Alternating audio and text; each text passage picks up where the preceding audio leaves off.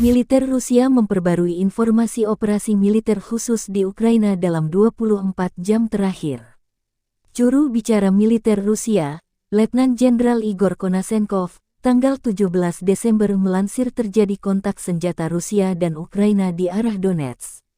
Pasukan Rusia terus merangsek maju dan ofensif menuntaskan misi menguasai seluruh wilayah Donetsk. Unit militer Ukraina melakukan serangan balik terhadap posisi Rusia di Bakhmut dan Opitnoye. Dua wilayah ini baru saja dikuasai pasukan Rusia. Serangan balik Ukraina dihentikan dan dipukul mundur artileri dan kelompok penyerang. Lebih dari 30 prajurit Ukraina tewas, serta 7 kendaraan dimusnahkan. Di arah Donetsk Selatan, hingga 35 prajurit Ukraina dan 2 pengangkut personel lapis baja dihancurkan pada siang hari oleh pasukan Rusia dan tembakan artileri.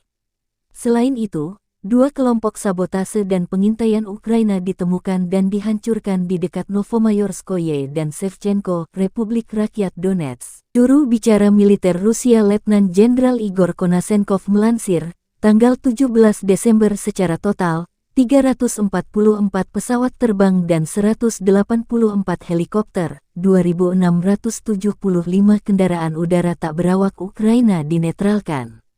Termasuk 398 sistem rudal pertahanan udara, 7.140 tank dan kendaraan tempur lapis baja lainnya, 931 kendaraan tempur yang dilengkapi dengan MLRS. Juga 3.691 meriam dan mortir artileri Medan, serta 7.638 unit khusus peralatan militer dihancurkan selama operasi militer khusus. Laporan terpisah dari Kiev, Kementerian Pertahanan Ukraina melansir 420 prajurit Rusia tewas dalam 24 jam terakhir. Termasuk 5 tank dan 6 kendaraan tempur. Angkatan bersenjata Ukraina juga mengklaim menembak jatuh 61 rudal jarak jauh dalam serangan besar-besaran terbaru Rusia di sejumlah wilayah. Secara total, Kiev mengklaim 97.690 prajurit Rusia tewas sejak awal operasi. Termasuk 381 jet tempur dan 264 helikopter ditembak jatuh. Presiden Ukraina Volodymyr Zelensky memuji kinerja pertahanan udara militernya menghadapi serangan rudal besar-besaran terbaru Rusia pekan ini. Zelensky kembali meminta bantuan sistem pertahanan udara yang canggih ke negara-negara barat menyusul menipisnya stok saat ini.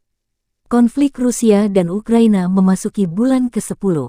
Belum ada tanda-tanda perdamaian. Air defense systems and combat aircraft. Anything to repel Russian forces and stop their war crimes. Artillery 155 millimeters, artillery shells 152 millimeters, as many as possible.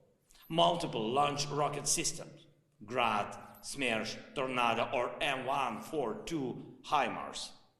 Armored vehicles, APC, infantry, fighting vehicles, others, tanks, T-72 or similar tanks from the USA or Germany. Air defense systems, S-300, Buk or Western equivalents. Military aircraft must have to deblock our cities and save millions of Ukrainians as well as millions of Europeans. Freedom must be armed better than tyranny. Western countries have everything to make it happen. The final victory over the tyranny and the number of people saved depends on them. Arm Ukraine now to defend freedom.